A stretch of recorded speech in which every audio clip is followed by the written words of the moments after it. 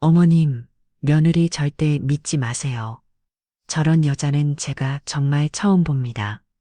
불과 몇 분 전까지만 해도 제 어깨를 주물르며 어머니는 제 친정엄만 다름없어요.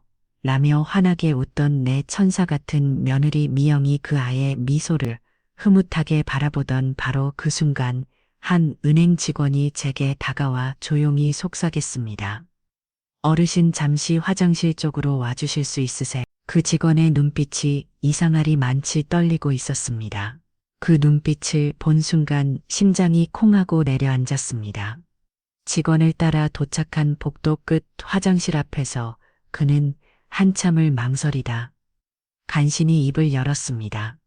죄송합니다. 며느리님께서 조금 전에 통화하시는 걸 우연히 들었습니다. 숨이 멎는 것 같았습니다. 천사 같은 그 웃음과 내 등을 꼭꼭 눌러주던 사랑스러운 성격. 세상에 그 모든 것이 거짓말이었다니. 저는 그 자리에 얼어붙은 채 아무 말도 할 수 없었습니다. 사연 시작 전에 무료로 가능하신 구독과 좋아요 눌러주시면 새로운 감동 이야기를 가장 먼저 만나보실 수 있습니다.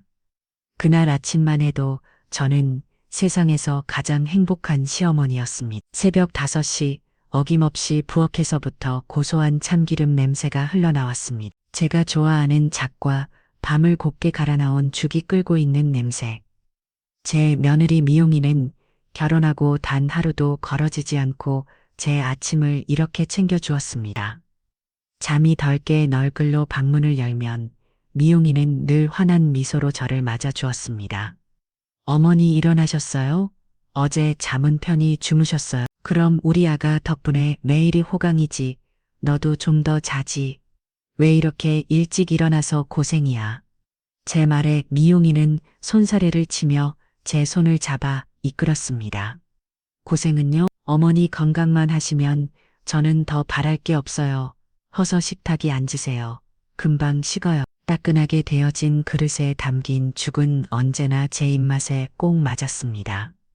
남편 일찍 세상을 떠나고 악착같이 아들 하나 키우면서 평생 이런 호사를 누려보리라고는 상상도 못했습니다. 죽을 다 비우고 나면 미용이는 과일을 깎아 제 입에 넣어주었고 제 무릎을 베고 누워 저건 죽은 세상 돌아가는 이야기를 해주었습니다. 그 모습이 어찌나 사랑스럽고 예쁜지 저는 그저 미용이의 머리를 쓰다듬으며 고맙다는 말만 반복할 뿐이었습니다. 우리 미용이는 어쩜 이렇게 마음도 예쁠까? 넌 하늘이 나한테 보내준 선물이야. 에이 어머니도 참 제가 어머니한테 받은 사랑에 비하면 아무것도 아닌데요. 그 아이는 제 발을 보더니 걱정스러운 얼굴로 말했습니다. 어머니 발톱이 많이 귀셨네요. 허리도 아프신데 힘드시죠? 제가 깎아드릴게요. 저는 그 꾹꾹 사양했습니다. 아무리 며느리라도 늙은 시어미 발톱까지 깎게 하는 건 너무 미안한 일이었습니다. 아니다가 내가 할 수 있어. 괜찮아. 그러다 허리 다치시면 어떡해요. 가만히 계세요. 제기는 어머니가 친정엄마랑 똑같은데 뭐가 어땠어요? 미용이는 귀엽고 제 발을 자신의 무릎 위에 올려놓고는 조심스러운 손길로 발톱을 깎아주었습니다. 그 따뜻하고 부드러운 손길이 제 발에 닿는 순간 저는 그만 눈시울이 뜨거워졌습니다. 고맙고 미안하고 이 아이에게 더 잘해주지 못하는 제 자신이 부끄러워졌습니다. 제 마음을 아는지 모르는지 미용이는 발톱을 닦아주는 로션까지 꼼꼼히 발라주며 말했습니다. 어머니, 오늘 점심에는 좋아하시는 묵은지찜 해드릴게. 어제 시장 갔다가 아주 잘 익은 묵은지가 있길래 사왔어요. 그래, 아이고 우리 며느리밖에 없네. 그날따라 외출했던 아들 성준이가 집에 돌아왔습니다. 아들은 거실 소파에 앉아 다정하게 이야기를 나누는 저와 미용이를 보며 흐뭇한 미소를 지었습니다. 우리 집은 오늘도 평화롭네. 엄마 미용이가 또 뭐 맛있는 거 해줬어요? 그럼 내 마누라 덕에 내 입이 호강한다. 너야말로 복받은 놈이야. 이런 며느리가 세상에 어딨냐. 제 칭찬에 성준이는 보란듯이 미용이의 어깨를 감싸 안았습니다. 알죠, 엄마 미용이는 정말 천사예요. 나한테도 얼마나 잘하는데요. 당신 없었으면 우리 엄마 누가 이렇게 챙겨드렸겠어. 정말 고마워. 여보, 모려 다 제가 좋아서 하는 일인데요. 수줍게 웃는 며느리의 얼굴과 그런 며느리를 사랑스럽게 바라보는 아들의 모습을 보니 저는 정말 죽어도 영안이 없다고 생각했습니다.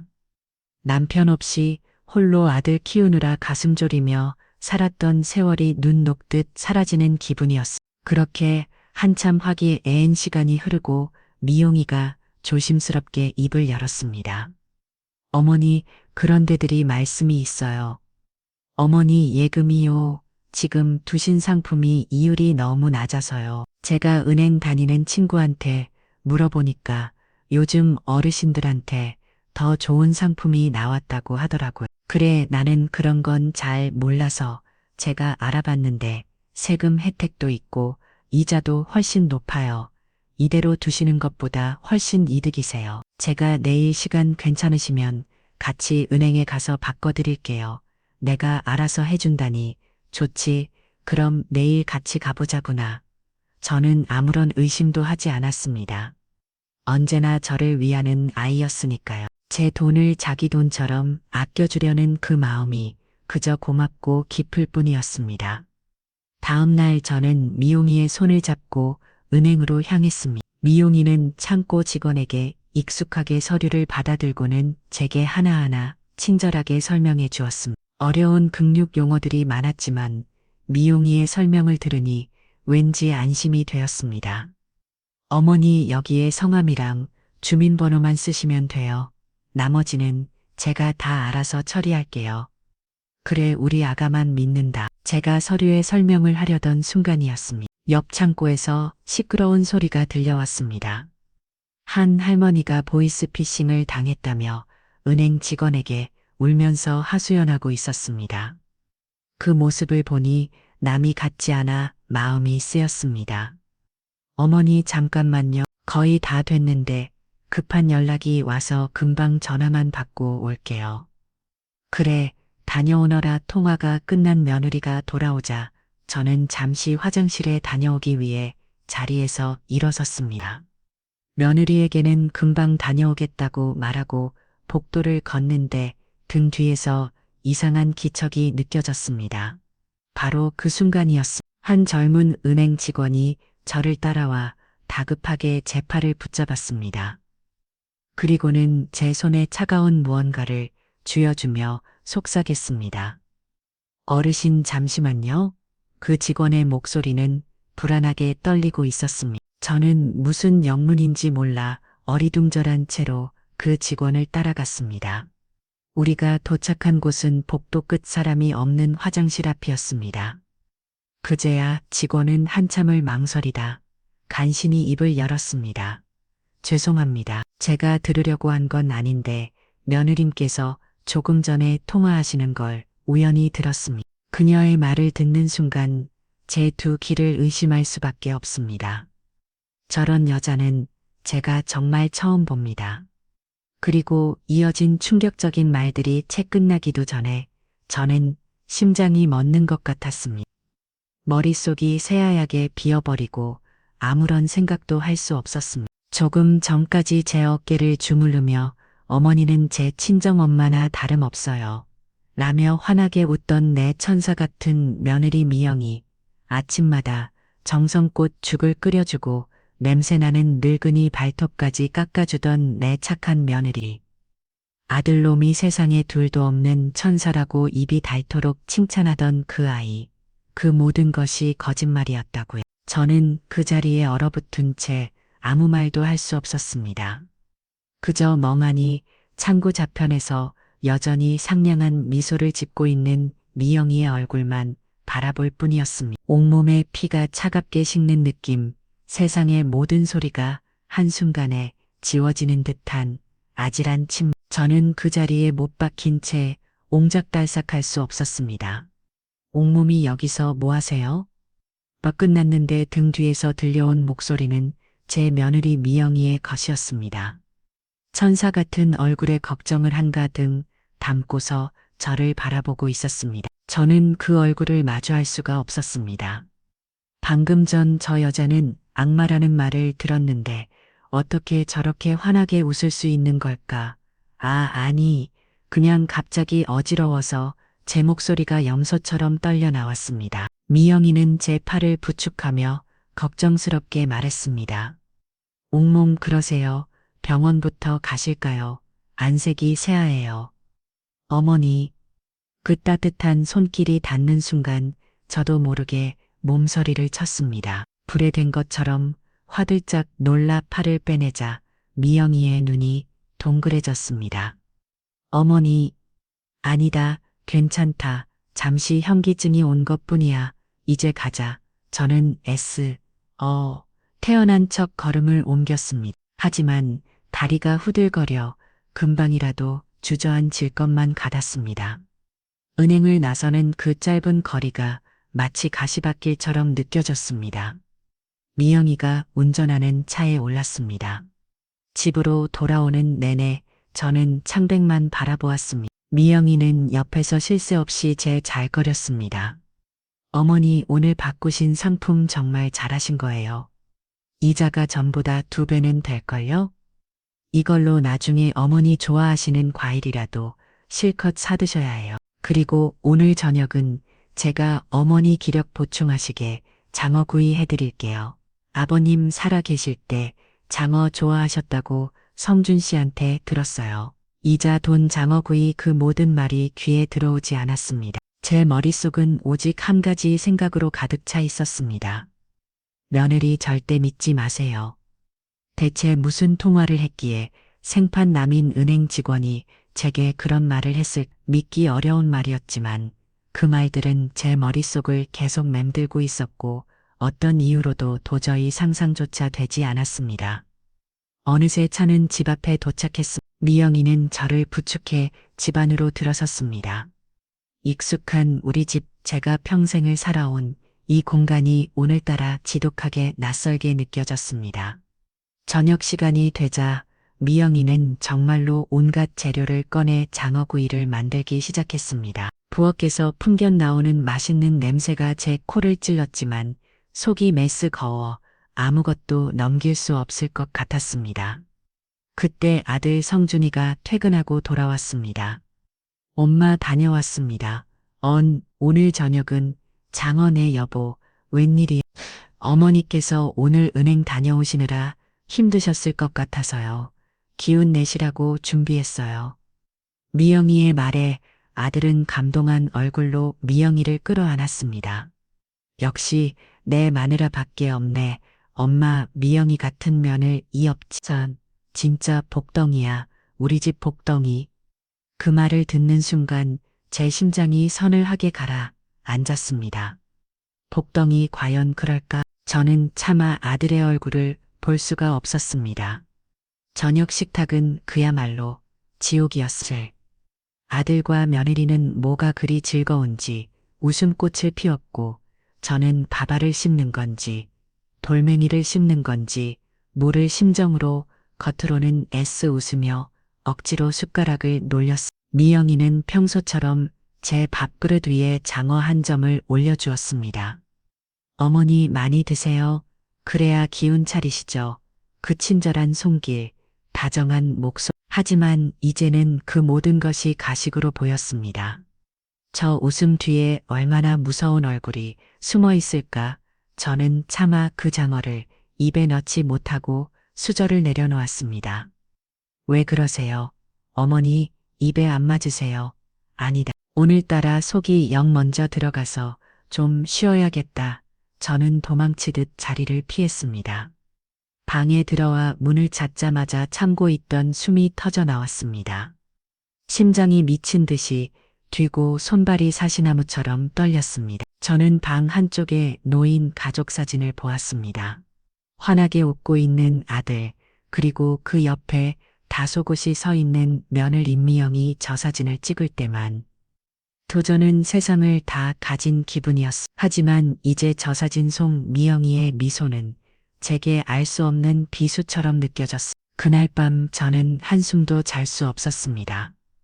눈을 감으면 은행 직원의 목소리가 귓가에 맴돌았고 눈을 뜨면 천사처럼 웃던 미영이의 얼굴이 떠올랐습니다.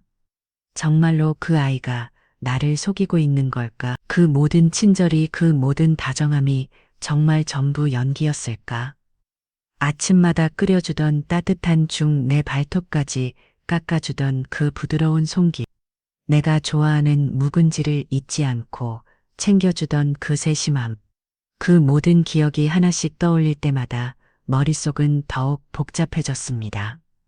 아니야, 뭔가 오해가 있었을 거야. 그 착한 아이가 하지만 그 직원의 당혹감에 가득 찬 놀란 눈빛은 분명 진짜였습니다. 생각이 꼬리에 꼬리를 물고 이어지자 저는 더 이상 견딜 수가 없었습니다. 이대로는 미쳐버린 것 같았습니다. 날이 밝으면 아들에게 말을 해야 할까? 아니, 성준이가 내 말을 믿어줄까? 제 엄마보다 마누라를 더 믿는 녀석인데 엄마가 오해한 거겠지 하며 도리어 나를 타박할지도 모른다. 생각이 거기에 미치자 칠흑 같은 외로움이 저를 덮쳐왔습니다. 이 세상에 내 편은 아무도 없는 것만 같았습니다. 남편도 없이 혼자 아들 하나만 바라보고 살아온 세월이 서로 어소리 없이 눈물만 흘렸습니다. 한참을 울었을까 문득 정신이 번쩍 들었습니다. 그래, 이렇게 주저앉아 있을 수만은 없어. 만약 그 직원의 말이 사실이라면 내 아들의 인생이 통째로 무너지는 거야. 내가 지켜야 해. 내 아들은 내가 지켜야만 해. 저는 흐르는 눈물을 손등으로 거칠게 닦아냈습니다. 그리고는 굳은 결심을 한 사람처럼 다시 한번 가족 사진을 노려보았습니다. 사진 속 미영이는 여전히 천사처럼 웃고 있었습니다. 저는 확인해야 하겠습니다. 저 웃음 뒤에 숨겨진 진실이 무엇인지 제 눈으로 똑똑히 확인해야 합니다. 그것이 설령 내 남은 인생을 전부 망가뜨리는 한이 있더라도 내 아들을 위해서라면 저는 무엇이든 할 수 있는 어미니까요. 밤이 이토록 길고 지독한 것인 줄 평생을 살면서 처음 알았습니다. 방 안의 모든 것이 저를 비우는 것 같았습니다. 벽에 걸린 시계 초침 소리는 제 심장을 조여오는 발소리 같았고 창밖을 스치는 바람 소리는 그 아이 미영이의 웃음소리처럼 들려 소름이 끼쳤습니다. 확인해야 한다. 어젯밤 수백 번 더 되뇌었던 그 말이 뜬 눈으로 지새운 제 머릿속을 다시 맴돌았어. 그래, 이대로 앉아서 미쳐갈 수는 없어. 내 아들이 혹시라도 모를 저 악마 같은 계집애 손에 노란하는 것을 보고만 있을 수는 없어. 날이 밝자마자 저는 결심했습니다. 오늘 성준이에게 모든 것을 말하리라. 하지만 그 결심은 아침 식탁에 앉자마자 모래성처럼 흔들렸습니다. 어김없이 제 앞에 놓인 따끈한 전복죽. 미영이는 어젯밤 제 기색을 살피기라도 한 듯 평소보다 더 살갑게 그렸습니다. 어머니, 어젯밤엔 잠 좀 주무셨어요? 얼굴이 너무 안 좋으세요. 오늘 아침엔 기운 내시라고 전복 듬뿍 넣었어요. 어서 탄 숟갈을 드셔보세요. 그 아이가 제 입가로 죽을 떠다 밀었습니다. 예전 같았으면 우리 아가밖에 없다며 넙죽 받아 먹었을 겁니다. 하지만 지금은 아니었습니다. 저 다정한 손길이, 저 걱정스러운 눈빛이 제기는 벼의 협처럼 느껴졌습니다. 저는 저도 모르게 고개를 돌려 그 손길을 피했습니다. 순간 식탁의 공기가 얼어붙었습니다. 미영이의 얼굴에 스쳐 지나가는 미세한 당혹, 저는 그 찰나의 표정을 놓치지 않았습니다. 어머니, 왜 속이 더부룩해서 그런다. 너희들이나 많이 먹으라. 제 퉁명스러운 목소리에 아들 성준이가 저를 쳐다봤습니다. 엄마 어디 안 좋아요? 미영이가 엄마 생각해서 새벽부터 끓인 건데 왜 그래? 됐다니까. 입맛이 없어. 성준이는 제 태도가 이상했는지 미영이와 저를 번갈아 쳐다보았지만 미영이는 이내 다시 상냥한 미소를 지으며 상황을 무마했습니다. 성준이 어머니께서 피곤하셔서 그래. 당신이라도 많이 먹어요. 오늘 중요한 회의 있다면서요. 그 모습은 완벽한 아내 입자면을 이의 모습이었습니다. 아, 저 아이는 보통 내기가 아니구나. 저는 등골이 선을 해지는 것을 느끼며 숟가락을 내려놓았습니다. 기회는 점심때가 지나서야 찾아왔습니다. 미영이가 동네 어르신들 행사에 나눠들을 떡을 맞추러 간다며 집을 나선 것입니다. 콩콩 현관문이 닫히는 소리가 들리자마자 저는 안방에서 TV를 보고 있는 성준이 얘기에 다가갔습니다. 심장이 터질 것처럼 뛰었습니다. 성준아, 응, 엄마 왜 아들은 TV에서 눈을 떼지 않은 채 건성으로 대답했습니다. 저는 아들 옆에 바삭다가 앉았습니다. 성준아, 엄마 말 잘 들어야 한다. 이건 정말 중요한 얘기야. 제 목소리가 심하게 떨리고 있다는 걸 저 스스로도 느낄 수 있었어. 그제야 아들은 리모컨을 내려놓고 제 쪽으로 몸을 돌렸어. 무슨 일인데? 그래, 엄마 얼굴이 왜 이렇게 심각해? 너 미영이에 대해서 어디까지? 아니 뭐 미영이라니 갑자기 그게 무슨 말이야? 그저께 우리가 은행에 갔을 때 말이다. 저는 침을 꿀꺽 삼키고 그날 있었던 일을 더듬 덜어놓기 시작했습니다. 은행 직원이 저를 따로 불러냈던 일, 며느리를 절대 믿지 말라고 했던 그 끔찍한 경고까지 제 이야기가 이어지는 동안 아들의 표정은 걱정해서 의아함, 그리고 이해할 수 없음으로 변해갔습니다. 엄마 잠깐만, 그러니까 모르는 은행 직원이 미영이 흉을 봤다. 그 말이야. 엄마가 뭘 잘못 들은 거 아니야. 아니면 그 직원이 이상한 사람이거나 아니다. 그 직원의 눈빛은 진심이었어. 겁에 질려 있었다고. 아니, 세상에 어떤 미친 직원이 고객한테 그런 말을 해. 엄마 요즘 세상이 얼마나 흉흉한데 혹시 엄마한테 돈 뜯어내려던 사기꾼 아니야. 아들의 불신에 찬 목소리에 제 가슴은 무너져 내렸습니다. 아니, 어떻게 그런 식으로 생각할 수 있지. 내 아들인데 내 편을 들어줘 해야 할 내 아들인데 사기꾼이 아니다. 그리고 그날 이후로 미영이가 이상하게 보이기 시작했어. 밤마다 몰래 나가서 통화하는 것 같고 내가 없을 땐 나한테 대하는 게 어딘지 모르게 엄마 성준이가 제 말을 자르며 소리쳤습니다. 저는 그 섭을 퍼런 목소리에 놀라 입을 다물었습니다. 도대체 왜 그래 미영이가 엄마한테 얼마나 잘했는데 엄마 아플 때 밤새 간호하고 엄마 좋아하는 반찬하려고 새벽 시장까지 가느냐 그런 애를 두고 지금 뭐라고 하는 거야. 그러니까 그 모든 게 연기일지도 모른다는 거다. 연기야 엄마 그게 말이 된다고 생각해. 성준이는 기가 막히다는 듯 헛웃음을 쳤어. 그리고는 제게 평생 잊을 수 없는 비수 같은 말을 던졌습니다. 엄마 혹시 미영이 질투의 질투 그 한마디에 제 세상은 산산조각 났습니다. 머릿속이 새하얘지고 아무 소리도 들리지 않았습니다. 내가 평생을 바쳐 키운 아들 입에서 나온 말이 질투를 하니 뭐라고 했어.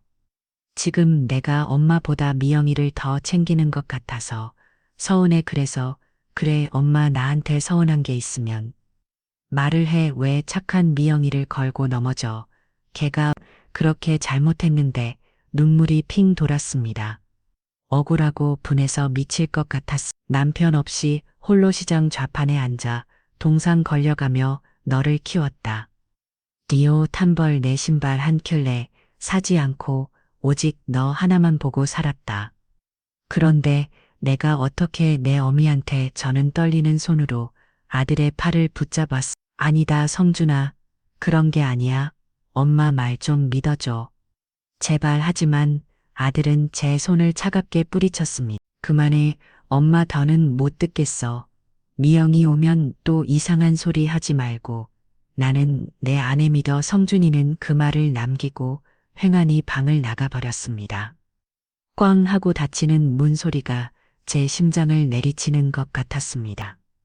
저는 그 자리에 망연자실하게 앉아 있었습니다. 온몸에 힘이 빠져나갔습니다. 세상에 완전히 홀로 남겨진 기분. 내 편은 아무도 없다는 처절한 고립감이 파도처럼 저를 덮쳤습니다. 얼마나 지났을까. 현관문 열리는 소리가 들렸습니다. 미영이었습니다. 어머니 다녀왔어요. 어르신들이 떡이 아주 맛있다고 칭찬하셨어요. 이건 어머니 드리려고 따로 빼온 꿀떡이에요. 미영이는 아무것도 모른다는 얼굴로 제게 떡 접시를 내밀었습니다. 저 천사 같은 얼굴 뒤에 숨겨진 악마의 모습을, 저 웃음 뒤에 감춰진 칼날을 이제 저 혼자만 알고 있었습니다. 저는 그 떡 접시를 싸늘하게 노력했습니다. 치워라 네. 어머니 그 손으로 만진 건 먹고 싶지 않으니 쏙 치우라고 했다. 제 날카로운 목소리에 미영이의 얼굴이 하얗게 굳었습니다. 눈에는 금세 눈물이 그렁그렁 맺혔습니다. 완벽한 피해자의 얼굴이었습니다. 하지만 저는 더 이상 속지 않습니다. 저는 자리에서 일어나 비틀거리는 걸음으로 제 방으로 향했습니다. 문을 닫고 잠그는 순간 참았던 눈물이 폭포수처럼 쏟아졌습니다. 그래 아무도 내 말을 믿어주지 않는 것 하나뿐인 내 아들마저도 저게 집의 편이구나. 그렇다면 이제 나 혼자 싸우는 수밖에. 저는 이를 악물었습니다. 눈물로 흐려진 시야 너머로 낡은 장롱 위에 놓인 통장이 보였습니다. 내가 평생을 모은 돈, 내 마지막 남은 무기. 아무도 믿어주지 않는다면 내 손으로 직접 증거를 찾아내고야 말겠다. 저 악마의 껍데기를 벗겨 내 아들 눈앞에 똑똑히 보여주고야 말겠다. 그것이 이 어미가 할 수 있는 마지막 사랑일지라도. 저는 떨리는 손으로 수화기를 들었습니다. 어젯밤 뜬 눈으로 이런저런 걱정으로 밤을 새우며 신문을 뒤적거리며 찾아내 번호 흥신소라고 적힌 그 번호를 저는 한 글자 한 글자 힘주어 눌렀습니다. 차일각 수화기를 내려놓는 소리가 턱 빈 방안을 무섭도록 크게 울렸습니다. 저는 그 자리에 한참을 서 있었습니다.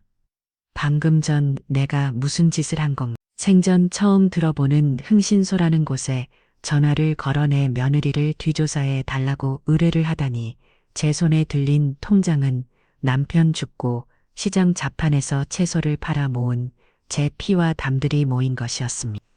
그 돈을 이제 생판 남의 손에 쥐어줘야 합니다. 내 며느리의 가면을 벗기기 위해서 돌이킬 수 없는 강을 건너타는 생각이 들었습니다. 온몸에서 힘이 빠져나가 그 자리에 주저앉고 말았습니다.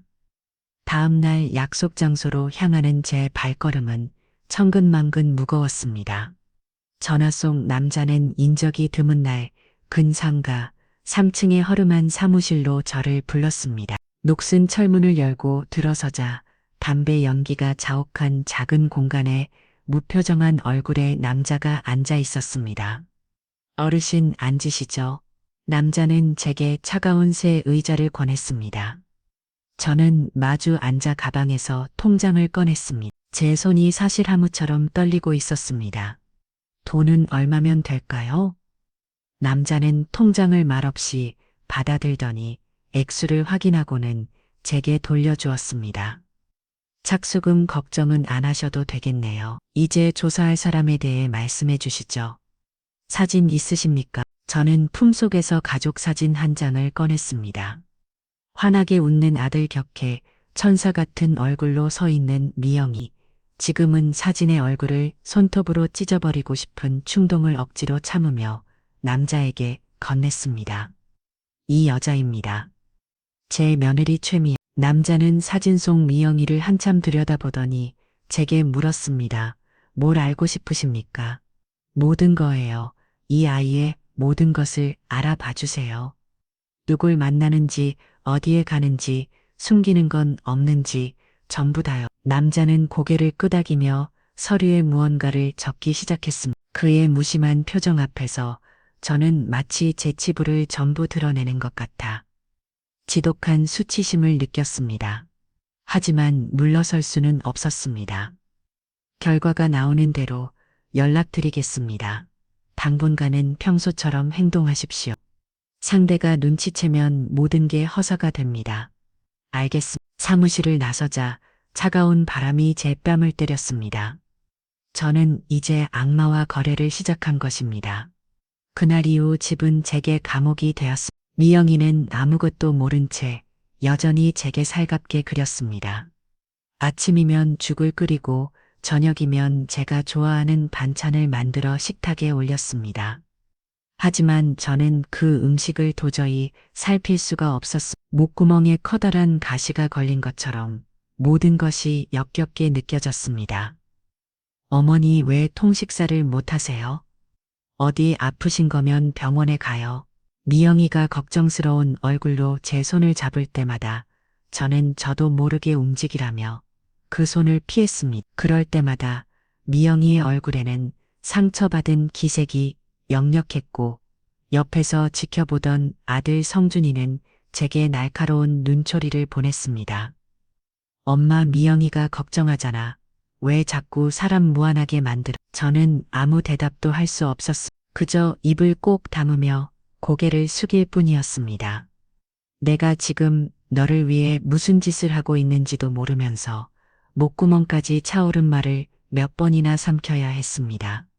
밤이 오는 것이 가장 두려웠습니다. 온 가족이 잠든 깊은 밤 거실에서 부스럭거리는 소리가 들린 때마다 제 심장은 바닥으로 콩 내려앉았습니다. 미영이었습니다. 그 아이는 제가 잠든 줄 알고 살금살금 현관문을 열고 밖으로 나갔습니다. 저는 숨을 죽인 채 그 아이가 사라진 현관문만 멍하니 바라보았습니다. 어디를 가는 걸까? 이 시간에 대체 누굴 만나러 가는 걸까? 1시간이 지났을까? 2시간이 지났을까? 다시 현관문이 조용히 열리고 미영이가 들어왔습니다. 그 아이는 곧장 욕실로 들어가 무언가를 씻어내는 듯했고 잠시 후에는 베란다로 나가 누군가와 낮은 목소리로 통화를 했습니다. 처리했어. 걱정하지 마. 아직 조금만 더 기다려. 그 짧은 대화가 제 심장을 칼로 저미는 것 같았습니다. 무엇을 처리했다는 걸까? 누구에게 기다리라고 하는 걸까? 온갖 끔찍한 상상이 제 머릿속을 헤집어 놓았습니다. 그렇게 피가 마르는 듯한 4월이 지났습니다. 그날 오후 모르는 번호로 문자 한 통이 도착했습니다. 탐정이었습니다. 첫 번째 보고입니다. 10분 뒤 전화드리겠습니다. 저는 심장이 멎는 줄 알았습니다. 마침 미영이는 장을 보러 나갔고 집에는 저 혼자였습니다. 저는 떨리는 손으로 휴대폰을 붙잡고 방안을 초조하게 서성였습니다. 이윽고 전화벨이 울렸습니다. 전비 탐정의 낮고 건조한 목소리가 들려왔습니다.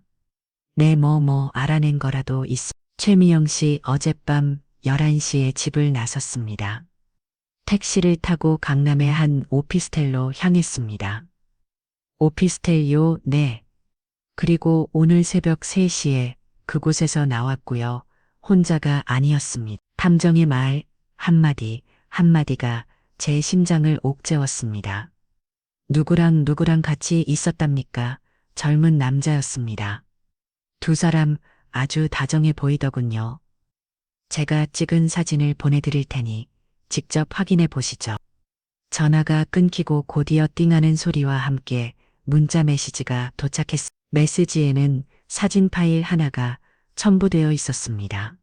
저는 차마 그 사진을 열어볼 용기가 나지 않았습니다. 내가 상상했던 것보다 훨씬 더 끔찍한 진실이 저 사진 속에 담겨 있을 것만 같아 두려웠습니다.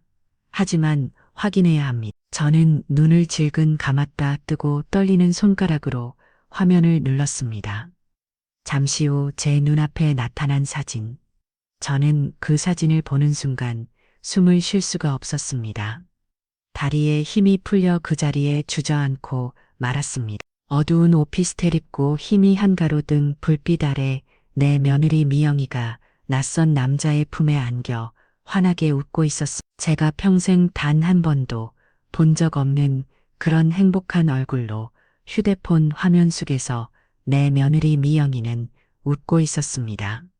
내가 아는 그 상냥하고 수줍은 미소가 아니었습니다. 세상을 다 가진 여자의 얼굴 욕망과 기쁨으로 가득 찬 내가 단 한 번도 본 적 없는 그런 얼굴이었습니다.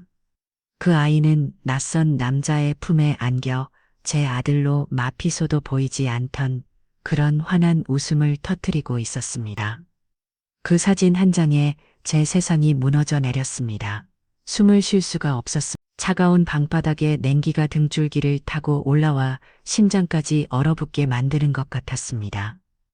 휴대폰을 준 손이 벌벌 떨려 하마터면 놓칠 뻔했습니다.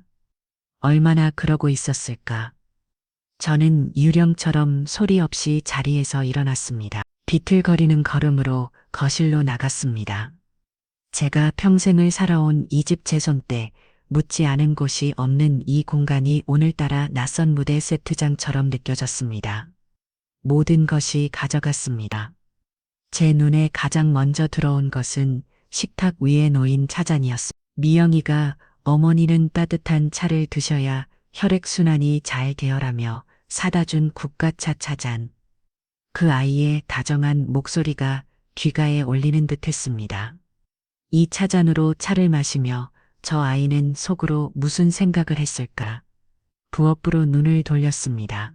선반 위에 가지런히 놓인 죽을, 매일 새벽 나를 위해 자축을, 전복죽을 끓여내던 그 고운 손길, 그 정성 가득한 죽을 받아 먹으며 행복해하던 내 모습이 떠올라 온몸에 소름이 돋았습니다. 그 죽을 끓이면서 저 아이는 나를 얼마나 비우셨을. 거실 구석에 놓인 손톱깎이 세트. 내 냄새 나는 늙은 발을 제 무릎에 올려놓고 어머니 발도 하기 발처럼 예뻐요라며 발톱을 깎아주던 그 착한 면을, 그 따뜻했던 손길의 감촉이 아직도 생생한데요. 그 모든 것이, 그 모든 기억이 이제는 날카로운 유리조각이 되어 제 심장을 헤집고 있었습니다. 그때 다시 휴대폰이 울렸습니다. 탐정이었습니다. 저는 심호흡을 한 번 하고 떨리는 손으로 전화를 받았습니다. 어르신 괜찮으십니까? 사진은 확인하셨겠죠? 누굽니까? 저 남자는 대체 누굽니까? 제 목소리는 갈라지고 찢어져 제 목소리가 아닌 것 같았습니다. 수화기 너머로 탐정의 마른 기침 소리가 들려왔습니다. 강민수 나이는 41, 최미영 씨와는 4년 전부터 동거해 온 사이입니다. 4년, 그 숫자가 제 머리를 망치로 내리쳤습니다. 4년이라면 내 아들 성준이를 만나기 훨씬 전부터, 처음부터 저들은 한패였던 것입니다. 두 사람은 아들분을 만나기 전부터 동거하고 있었습니다. 그리고 저희가 파악한 발언은 최미영 씨가 의도적으로 아드님께 접근한 것으로 보입니다. 아드님의 직장 재산 규모, 그리고 어르신의 재산까지 사전에 모두 파악하고 있었습니다. 강민수는 현재 수학원대에 비주얼 지고 있는 상태입니다. 최미영 씨는 그 비주얼 해결하기 위해, 그리고 더 큰 돈을 손에 주기 위해 이 모든 일을 계획한 것으로 추정됩니다. 기가 막혀 말도 나오지 않았습니다. 사랑 인연 운명 내 아들놈이 입에 달고 살던 그 모든 것이 처음부터 추악한 돈 때문에 설계된 거대한 사기극이었습니다. 그리고 어르신, 이게 마지막 보고가 될 것 같습니다. 탐정의 목소리가 한층 더 낮아졌습니다. 그날 어르신께서 은행에 가셨을 때 그 젊은 직원이 왜 어르신께 경고를 했다고 했는지 그 이유를 알아냈습니다. 최미영 씨가 화장실 앞에서 통화한 내용을 저희 쪽 사람이 확보했습니다. 녹음 파일과 그걸 받아 적은 녹취록을 지금 바로 보내드리겠습니다. 이걸 보시면 모든 퍼즐이 맞춰질 겁니다. 전화가 끊기고 잠시 후 2개의 파일이 도착했습니다. 하나는 녹음 파일, 하나는 글자 파일. 저는 차마 녹음 파일을 누를 용기가 나지 않았습니다. 그 아이의 목소리로 직접 그 끔찍한 진실을 듣게 된다면 저는 정말로 미쳐버릴지도 모릅니다. 저는 대신 글자로 된 파일을 열었습니다. 화면 가득 빼곡하게 들어찬 글자들이 제 눈으로 쏟아져 들어왔습니다. 통화 녹취록은 자기야 남이영이야. 일은 잘 돼가. 그 놓친 내 도장 찍었어? 거의 다 됐어. 지금 서류 쓰고 있는데 내가 잠깐 전화 받는다고 하고 나왔어. 아주 그냥 내가 진짜 칭탈인 줄 안다니까. 내가 끓여준 죽 받아먹고 내 손에 발돈 맡기면서 좋다고 해에 거리는데 역겨워 죽는 줄 알았어. 고생이 많다. 우리 조금만 더 참아. 이제 거의 다 왔잖아. 나 진짜 오늘 저 노인네 통장에 있는 돈 전부 자기 이름으로 된 상품으로 명예 바꾸니까 다음 주에는 바로 저직 계약서 처리하자. 내 남편이라는 멍청이는 아직도 내가 자기를 사랑해서 결혼한 줄 알아. 순진한 건지 등신인 건지 원래 가진 놈들이 더 순진해. 그러니까 우리가 이렇게 먹고 사는 거 아니겠어? 벌써 1년 반이야. 이 집구석에서 착한 며느를 노르자는 것도 이제 진짜 지겨워 미칠 것 같아. 밤마다 당신 얼굴 못 보고 그 멍청한 놈 옆에 누워 있을 때마다 토할 것 같다고. 알았어, 알았어. 조금만 더 힘내. 이거 한 것만 성공하면 우리 평생 먹고 살 수 있어. 그때는 저 노친네랑 그 아들 로봇 거리에 나앉든 말든 우리랑 상관없는 일이야. 알았어. 아, 노친네 나온다. 끊어 사랑해. 저는 휴대폰을 든 채로 자리에 얼어붙었습니다. 노친네 등신 내 아들과 나를 향한 그 추악한 단어들이 인두처럼 제 눈을 찢었습니다. 그 모든 것이 사실이었습니다. 아니, 내가 상상했던 것보다 훨씬 더 끔찍하고 잔인한 진실이었습니다. 그 순간 제 안에서 이성의 끈이 툭 하고 끊어지는 소리가 났습니다. 눈물이 나오지 않았습니다. 슬프지 않았습니다. 그 대신 차가운 분노가 발끝에서부터 머리끝까지 온몸을 휘감았습니다. 이제야 모든 것이 이해되었습니다. 밤마다 몰래 나가던 외출, 베란다에서 속삭이던 통화, 내가 이상한 김새를 보일 때마다 눈물을 글썽이던 그 완벽한 연기까지 저는 자리에서 일어났습니다. 더 이상 비틀거리지 않았습니다. 제 방으로 들어가 장롱 깊숙한 곳에 숨겨두었던 낡은 봉투를 꺼냈습니다. 그리고는 탐정이 보내온 모든 것을 인쇄하기 시작했습니다. 미영이와 그 내연남이 함께 찍힌 사진 수십 장. 두 사람이 4년간 동거해온 오피스텔의 주소와 등기부 등, 그리고 방금 전 제 심장을 찢어놓았던 그 통화 녹취록까지. 저는 그 모든 증거를 차곡차곡 그 낡은 봉투 안에 담았습니다. 그때 현관문 열리는 소리가 들렸습니다. 미영이었습니다. 어머니 다녀왔어요. 오늘 시장에 갔더니 어머니 좋아하시는 딸기가 아주 좋더라고요. 한 상자 사왔어요. 그 목소리를 듣는 순간 저는 더 이상 예전의 제가 아니었습니다. 저는 조용히 방문을 열고 나갔습니다. 미영이는 저를 보고 환하게 웃었습니다. 그 웃음이 이제는 너무나도 역겹게 보였습니다. 어머니 어디 아프세요? 얼굴이. 저는 아무 말 없이 그 아이를 똑바로 쳐다보았습니다. 제 눈빛에 무엇을 읽었는지 미영이의 얼굴에서 미소가 서서히 사라졌습니다. 이제 남은 것은 심판뿐. 저는 제 휴대폰을 들어 단축번호 1번을 길게 눌렀습니다.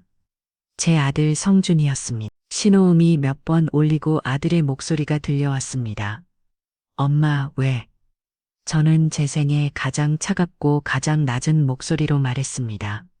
성준아, 내일 저녁 미영이랑 너에게 아주 중요한 할 얘기가 있다. 그 전화를 끊고 난 뒤 하룻밤이 마치 100년처럼 길었습니다. 저는 뜬 눈으로 밤을 새웠습니다. 잠을 잘 수가 없었습니다. 잠이 들면 그 아이 미영이가 내 목을 조르는 꿈을 꿀꺽만 가닿습니다. 방 안을 가득 채운 어둠 속에서 저는 소리 없이 거실을 둘러보았습니다. 아들 내외가 결혼할 때 사들인 푹신한 소파, 미영이가 어머니 허리 아프실 때 쓰세요 라며 사다 놓은 안마기, 성준이가 우리 미영이는 손도 예뻐라며 사준 그릇 세트, 그 모든 물건들이 이제는 저를 비우는 흉기처럼 보였습니다. 저것들 하나하나에 그 아이의 거짓 웃음과 추악한 계산이 묻어 있을 생각을 하니 숨이 막혔습니다. 다음 날 약속한 저녁 시간이 다가올수록 제 심장은 차갑게 씻어갔습니다. 폭풍이 오기 전에 고요함처럼 집안은 섬뜩할 정도로 조용했습니다. 저는 식탁 위에 어젯밤 밤새도록 정리한 그 끔찍한 증거들이 담긴 누런 봉투를 올려두었습니다. 그것은 제 며느리의 사형성 고문이나 다름없었습니다. 이 흑고 현관문 비밀번호 누르는 소리가 들리고 아들 내외가 함께 들어섰습니다.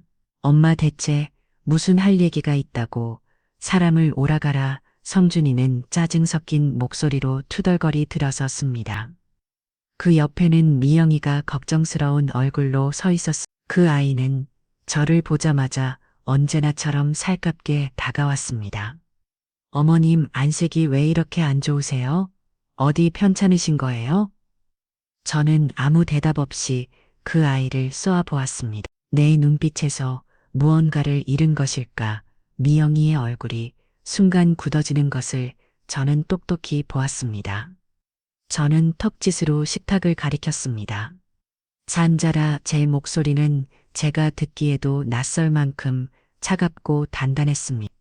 성준이는 제 태도에 기가 막히다는 듯 그러나 마지막에 자리에 앉았습니다. 미영이도 그 옆에 조심스럽게 앉았습니다. 엄마 진짜 왜 그래? 미영이 불편하게 할 말 있으면 빨리 해. 아들의 재촉에 저는 식탁 위에 놓인 누런 봉투를 아들 쪽으로 밀었습니다. 이걸 보고서 성준이는 미간을 찌푸리며 마지막에 봉투를 열었습니다. 봉투 안에서 가장 먼저 쏟아져 나온 것은 수십 장의 사진들이었습니다. 사진을 집어든 아들의 얼굴이 순식간에 굳어졌습니다.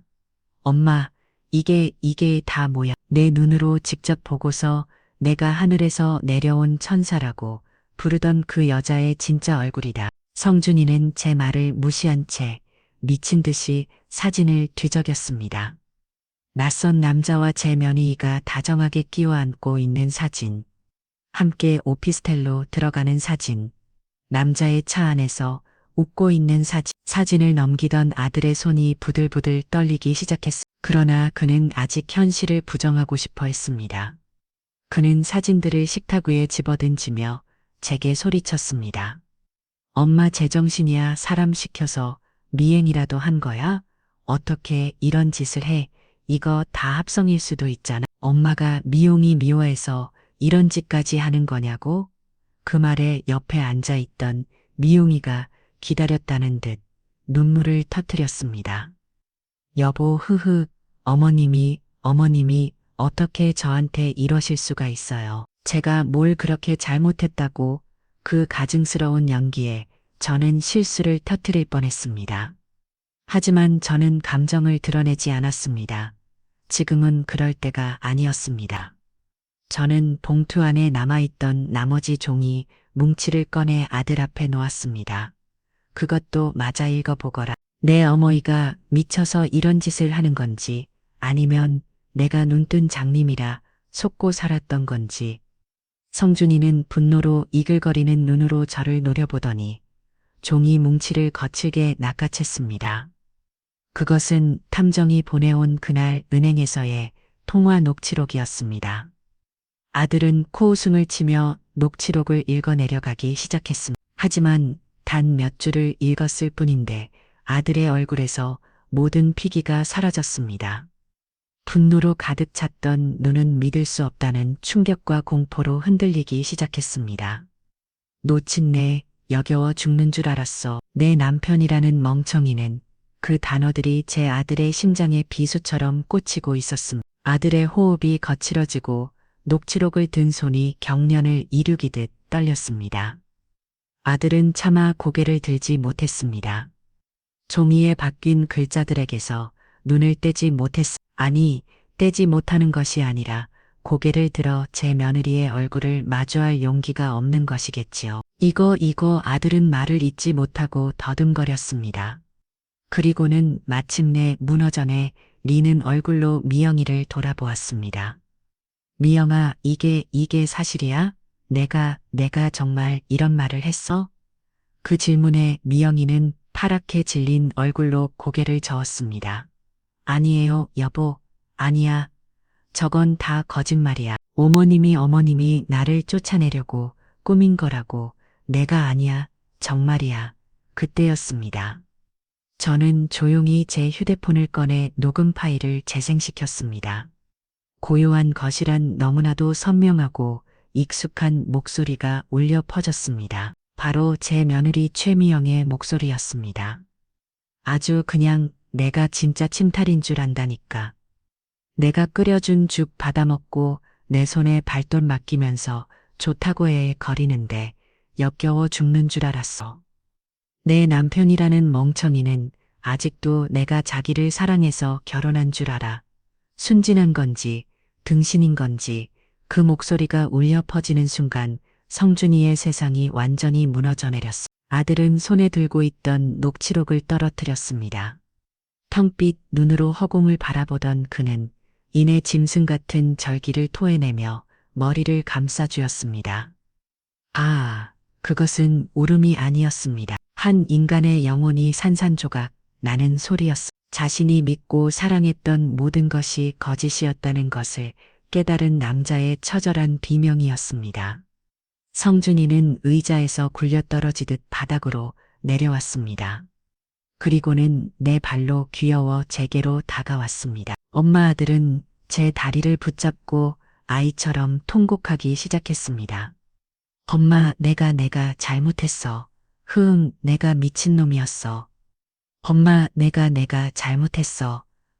내가 미친놈이었어. 엄마, 내가 믿었어야 했는데. 엄마, 미안해. 엄마, 나 좀 용서해줘. 아들의 뜨거운 눈물이 제 무릎을 적셨습니다. 저는 평생 제 아들이 그렇게 저렇게 우는 것을 본 적이 없었습니다. 제 속도 함께 무너져 내렸습니다. 이 모든 것을 알면서도 아들을 지켜주지 못한 제 자신이 원망스러웠습니다. 저는 떨리는 손을 들어 제 아들의 머리를 쓰다듬었습니다. 그 순간 제 눈에서도 참았던 눈물 한 줄기가 흘러내렸습니다.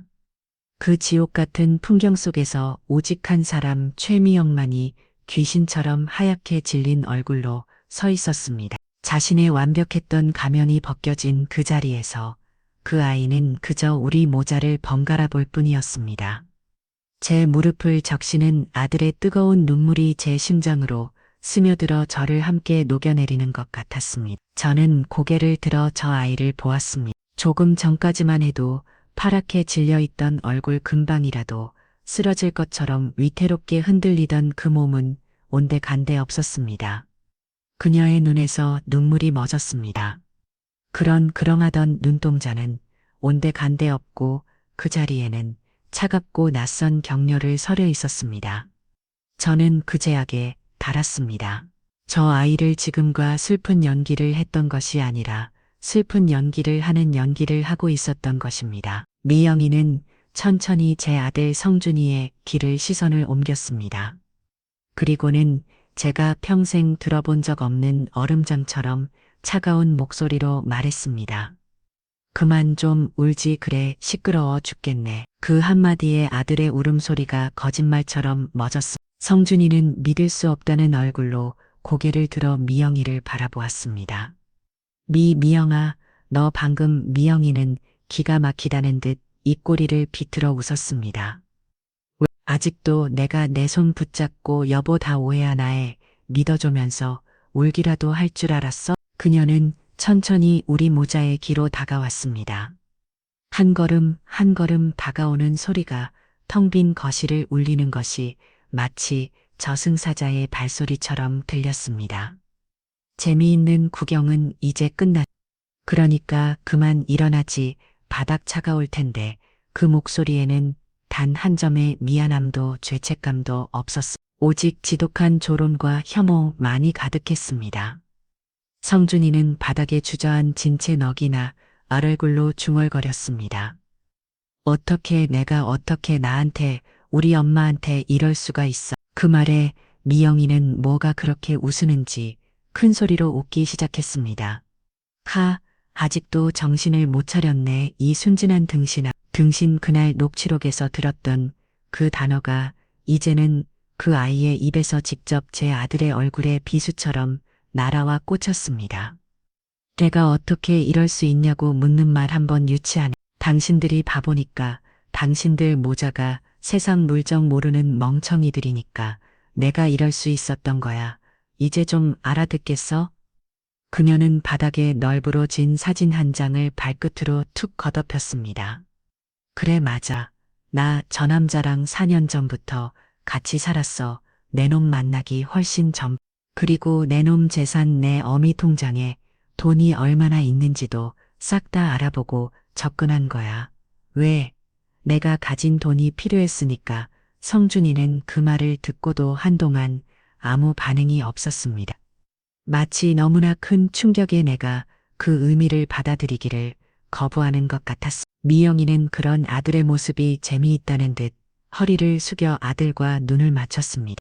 이제 와서 생각해보니 억울해. 내가 나한테 사준 명품 백 보석들 전부 다 저 남자한테 갖다 바쳤는데, 아, 그리고 내가 나 좋다고 만들어준 그 카드, 그걸로 우리들이 얼마나 재미있게 놀았는데, 스테이크도 썰고 비싼 와인도 마시고, 그 돈으로 우리들이 호텔에서 밤을 보낼 때마다 넌 내 어미가 차려준 밥상 앞에서 내가 끓인 찌개 마시다고 처먹고 있었겠지.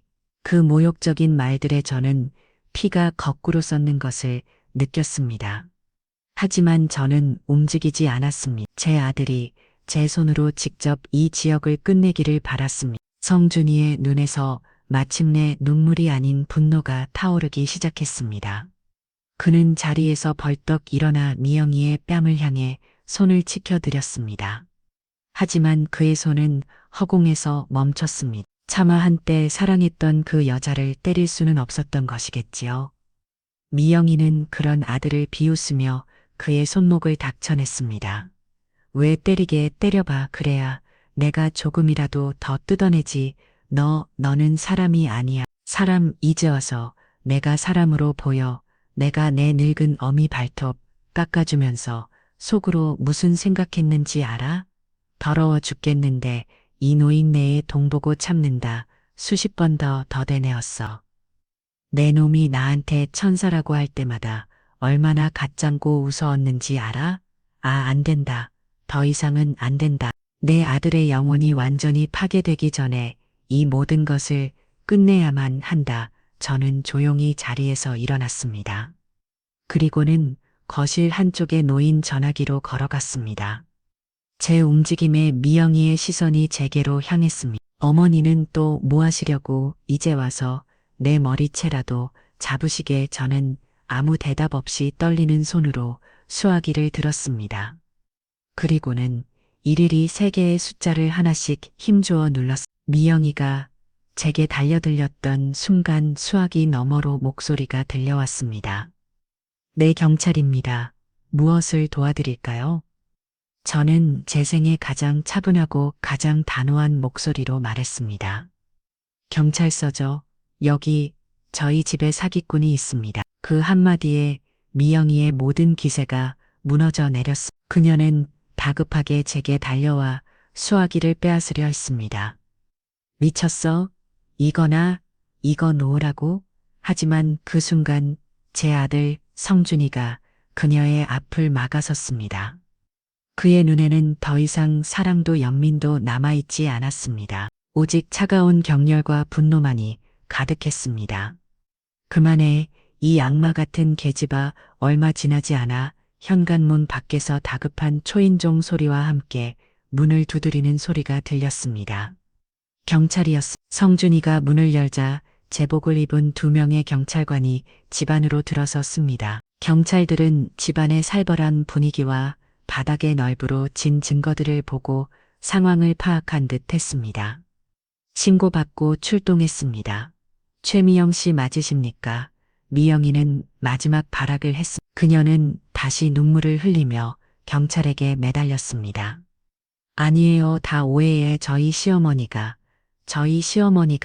저를 미워해서 모아 맞은 거예요. 제가 뭘 잘못했다고 하지만 그녀의 연기는 더 이상 통하지 않았습니다. 저는 말없이 경찰에게 탐정으로부터 받은 모든 증거가 담긴 누른 봉투를 건넸습니다. 봉투를 받아든 경찰의 표정이 심각해졌습니다. 최미영 씨 사기 및 혼인빙자 사기 혐의로 긴급 체포합니다. 변호사를 선임할 수 있으며 미란다 원칙이 고지되는 순간 미영이는 히스테릭한 비명을 질렀습니다. 싫어. 이거나 내가 뭘 잘못했는데 나 안 가. 그녀는 경찰의 손을 뿌리치며 발버둥쳤습니다. 그 모습은 더 이상 아름답지도 가엾지도 않았습니다. 그저 추악한 욕망에 사로잡힌 한 마리 짐승 같았습니다. 경찰의 손에 이끌려 현관 밖으로 끌려나가던 순간 미영이는 마지막으로 우리 모자를 돌아보며 악의 받침 목소리로 저주를 펴보았습니다. 노인네랑 그리고 너 내가 여기서 이대로 끝날 것 같아. 두고 봐. 너희들 인생 내가 반드시 지옥으로 만들어줄 테니까. 반드시 광현관문이 닫히고 그 악마 같은 목소리가 사라졌습니다. 그제야 집안에는 다시 지독한 정적이 찾아왔습니다. 폭풍이 휩쓸고 간자리처럼 모든 것이 부서지고 망가져 있었습니다. 우리 모자의 마음도 함께 산산조각 나 있었습니다. 성준이는 그 자리에 힘없이 주저앉아 텅 빈 눈으로 허공을 바라보았습니다. 악마는 떠났습니다. 하지만 악마가 핥히고 간 상처는 우리 모자의 삶에 너무나도 깊고 선명한 흉터로 남았습니다. 세상은 순식간에 고요해졌습니다. 방금 전까지 온 집안을 뒤흔들던 그 끔찍한 비명과 저주가 거짓말이었던 것처럼 폭풍이 모든 것을 핥히고 지나간 자리에는 부서진 우리 모자의 마음도 많이 폐허처럼 남아 있었습니다. 아들 성준이는 바닥에 주저앉은 채 넉나간 얼굴로 닫힌 현관문만 바라보고 있었습니다. 저는 차마 아들의 얼굴을 볼 수가 없었습니다. 식탁 위에는 그 아이가 마지막까지 연기하며 사들고 온 빨간 딸기 상자가 덩그러니 놓여 있었습니다. 그 선명한 붉은 빛이 마치 우리 가슴에 흐르는 피는 물 같아 보였습니다. 몇 달의 시간이 흘렀습니다. 시간은 모든 것을 해결해 준다고 했던가요? 책에는 아니었습니다. 시간은 상처를 무디게 하는 것이 아니라 그 상처 위에 얇은 먼지만을 쌓아올릴 뿐이었습니다. 바람만 불어도 그 먼지는 속절없이 날아가 버리고 시벌건 속살이 다시 드러났습니다. 재판이 열리던 날 저는 법정 가장 뒷자리에 홀로 앉았습니다. 쇠수복을 입은 최미영과 그 내연남이 나란히 피고인석에 앉아 있었습니다. 미영이는 저를 발견하고는 섬뜩한 미소를 지으며 입모양으로 말했습니다. 두고 봐. 저는 그 눈빛을 피하지 않았습니다. 그저 덤덤하게 그 아이의 마지막을 지켜보았습니다. 검사는 그들의 추악한 사기 행각을 하나하나 열고 했고 탐정이 찾아낸 모든 증거가 법정 화면에 떠올랐습니다. 마침내 판사가 판결문을 읽어내려갔습니다. 피고인 최미영 강민수에게 사기 미 혼인빈 자사기 등의 죄를 물어 각각 징역 7년을 선고한다. 탕땅땅 의사 봉소리가 법정을 울렸습니다. 모든 것이 끝났습니다. 악마는 지옥으로 돌아갔습니다. 하지만 제 마음속에서는 그 어떤 통쾌함도 기쁨도 솟아나지 않았습니다. 그저 텅 빈 공허함만이 거대한 파도처럼 저를 덮쳐왔습니다. 저는 조용히 법정을 빠져나왔습니다. 쏟아지는 햇살이 오늘따라 유난히 시리고 아팠습니다. 그날 이후 우리 집은 말이 없는 공간이 되었습니다. 아들 성준이는 죄인이 되었습니다. 저만 보면 고개를 숙였고 제 눈을 마주치지 못했습니다. 매일같이 값비싼 영양제와 보약을 사들고 왔지만 우리 사이에 노인 깊은 골을 메우기에는 턱없이 부족했습니다. 엄마 이거 몸에 좋은 거래. 꼭 챙겨 먹어. 그리고 엄마 좋아하는 과일. 아들은 더 이상 천사 같은 며느리라는 말을 입에 담지 않았습니다. 우리는 그 아이의 이름을 입에 올리는 것조차 금기시했습니다. 하지만 그 아이는 우리 집 곳곳에 유령처럼 떠다녔습니다. 어느 날 아침 무심코 부엌 찬장을 열었습니다. 그 안에 미영이가 어머니는 위가 약하시니 꼭 이 그릇 새 죽을 드셔야 해오라며 사다 놓은 예쁜 죽그릇이 있었습니다. 그 그릇을 보는 순간 저는 숨이 턱 막혔습니다. 그 아이가 끓여주던 고소한 잣죽의 냄새, 어머니 한 그릇 더 드셔라며 어떤 그 상냥한 얼굴이 눈앞에 생생하게 떠올랐습니다. 저는 저도 모르게 그 그릇을 꺼내 바닥에 내동댕이 쳤습니다. 쨍그랑 날카로운 파열음과 함께 그릇은 산산조각 났습니다. 그 소리에 놀라 달려온 아들이 제 모습을 보고 기겁을 했습니다. 엄마 왜 그래? 손은 안 다쳤어? 아들은 빗자루를 들고 와 깨진 사기 조각들을 쓸어 담았습니다. 그 조각들을 한번 깨져버리면 다시는 원래 모습으로 돌아갈 수 없는 저는 아들에게 말했습니다. 저 아이의 흔적이 남아있는 물건들 전부 다 갖다 버려라. 하나도 남김없이. 그날 우리는 집안의 물건들을 정리해 미영이가 샀던 소파 커버 차전 세트, 그녀가 골랐던 커튼까지 물건을 하나씩 버릴 때마다 기억도 함께 버려지는 것만 같다 속이 후련할 줄 알았습니다. 하지만 아니었습니다. 물건은 사라져도 기억은 사라지지 않았습니다. 오히려 그 빈자리가 그 아이의 존재를 더욱 선명하게 상기시켰습니다. 가장 저를 괴롭히는 것은 그 아이가 제게 못되게 기렸던 기억이 아니었습니다. 지독하게도 잘해주었던 기억들이었습니다. 허리가 아픈 날이면 밤새 제 허리를 주무르던 그 작은 손, 시장에 다녀오면 제 손에 제일 먼저 쥐어주던 따끈한 호떡, 동네 사람들 앞에서 우리 어머니가 세상에서 제일 고우시다며 저를 지켜세우던 그 목소리, 그 모든 것이 거짓이었음을 알면서도 제 몸은 그 따뜻했던 순간들을 기억하고 있었습니다. 그래서 더 아팠습니다. 차라리 처음부터 안마였다면 이렇게까지 가슴이 시리지는 않았을 텐데 그날 이후 저는 사람을 믿지 못하게 되었습니다. 누군가 제게 친절을 베풀면 그 웃음 뒤에 숨겨진 칼라이부터 먼저 보게 되었습니다. 이 사람은 나에게 무엇을 바라는 걸까? 그 생각부터 먼저 듣는 제 자신이 낯설고 무서웠습니다. 저는 이제 아무도 없는 텅 빈 거실에 홀로 앉아 있는 시간이 많아졌습니다. 창밖을 바라보면 여전히 세상은 평화롭게 흘러가고 있었습니다. 하지만 제 시간은 그날 은행에서 멈춰버렸습니다. 문득 그런 생각을 합니다. 그날 은행에서 내가 화장실을 가지 않았더라면 모든 게 달라졌을까요?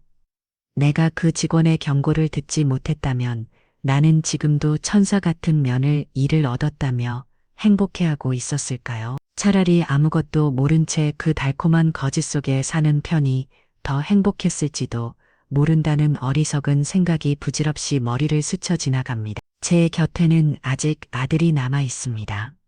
하지만 우리는 예전처럼 웃을 수 없습니다. 제 아들의 눈 속에 깊이 박힌 죄책감과 제 마음 속에 뿌리내린 깊은 불신이 우리 사이에 보이지 않는 벽을 만들어버렸습니다. 그 아이의 뒷모습이 아직도 눈에 아른거립니다. 그렇게 환하게 웃으며 서로를 극진히 아끼던 기억을 떠올리면 아직도 이 모든 것이 믿기지가 않습니다. 그 쓸쓸함과 아이러니한 그리움. 저는 평생 이 지독한 기억의 감옥에서 벗어나지 못할 것 같습니다. 천사 같은 면을요? 이제는 그 말이 꿈에 나올까 두렵습니다. 사람의 마음이라는 한 복의 그린 것 같아서 한때 온 정성을 다해 얼음안 있던 따스한 기억이 어느 날 차가운 매신으로 울룩질 때 우리는 그 그림을 찌치도 예전처럼 바라보지도 못한 채 그저 주저앉고 맙니다. 세상에서 가장 눈부셨던 행복의 순간이 평생 씌워지지 않는 가장 지독한 흉터가 되어버리는 것. 그것이 아날로 사람이 사람에게 받을 수 있는 가장 깊은 상처일지 모릅니다. 이 이야기를 듣는 당신의 진심이 가면 뒤에 누군가에게 눌리지 않기를 진심으로 바랍니다. 오늘 이야기 어떠셨나요? 마음에 닿으셨다면 구독과 좋아요 부탁드립니다. 함께 감동받고 싶은 누군가에게도 공유해 주시면 더 큰 행운이 찾아오실 겁니다.